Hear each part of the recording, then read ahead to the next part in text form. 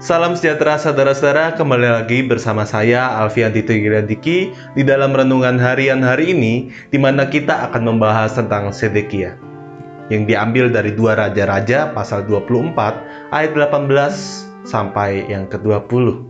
Saya akan bacakan bagi saudara-saudara. Sedekia berumur 21 tahun pada waktu ia menjadi raja, dan 11 tahun lamanya ia memerintah di Yerusalem. Nama ibunya ialah Hamutal binti Yeremia dari Libnah.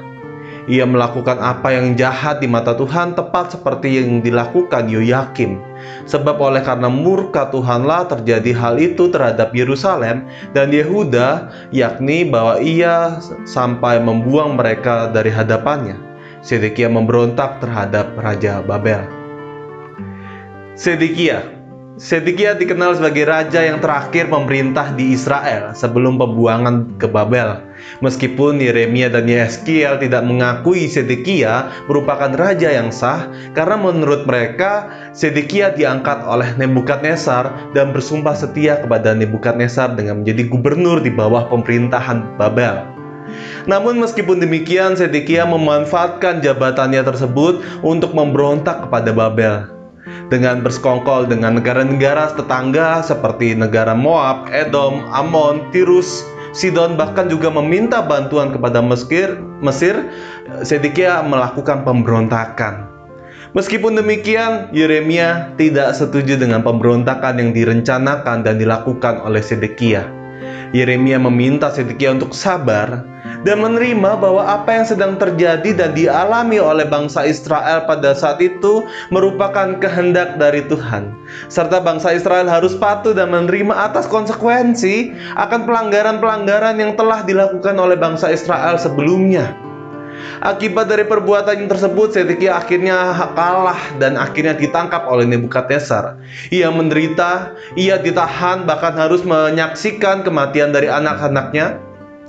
Dan akibat perbuatannya juga, bangsa Israel benar-benar mengalami hukuman yang lebih berat, semakin berat, dan akhirnya membawa dan mengakibatkan bangsa Israel kembali lagi di bawah semua. Benar-benar yang ditinggal di bangsa Israel hanyalah orang yang lemah, yang miskin, dan yang lain dibawa untuk diungsikan ke Babel dan dijadikan budak. Apa pelajaran yang bisa kita pelajari pada hari ini? Kita mungkin bertanya-tanya, mengapa Tuhan seakan-akan jahat kepada bangsa Israel dengan membiarkan bangsa yang dikasihinya tersebut menderita dan dijajah oleh bangsa lain, bahkan menjadi budak oleh bangsa Babel. Namun sebenarnya letak permasalahannya bukan pada kejahatan Tuhan itu. Seperti yang telah diingatkan oleh Yeremia kepada Sedekia, bahwa Yeremia meminta Sedekia untuk bersabar menghadapi konsekuensi dari pelanggaran yang dilakukan oleh bangsa Israel. Melalui bangsa Babel inilah Tuhan ingin mendidik bangsa Israel.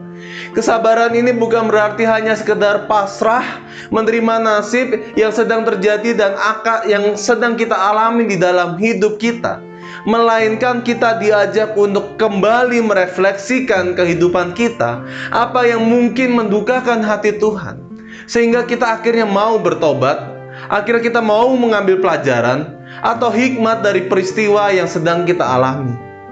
Di tengah situasi yang berat, mungkin seringkali juga kita merasakan situasi tersebut. Kita merasa bahwa kita sedang dihukum Tuhan.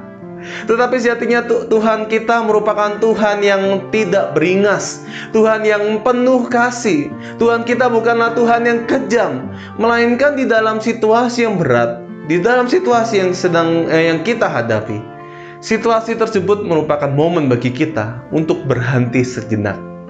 Momen bagi kita untuk berdamai dengan situasi, dengan berhenti sejenak dan mencoba untuk terus berkembang dan bertumbuh di tengah masa sulit yang sedang kita alami, yang memang tidak mudah kita alami. Tetapi di tengah ketidakmudahan tersebut, sejatinya Tuhan telah mempersiapkan kita, membantu kita untuk kita bisa lebih dewasa.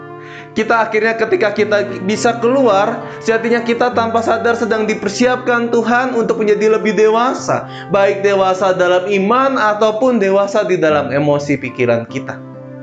Satu hal yang pasti adalah kita bukan hanya sekedar pasrah berserah, melainkan yang menjadi refleksi kita adalah bagaimana kita mampu untuk mengkoreksi diri kita masing-masing, mengembangkannya, dan bahkan lebih baik lagi di dalam relasi kita, baik dengan sesama ataupun Tuhan. Kiranya Tuhan memberkati kita pada hari ini.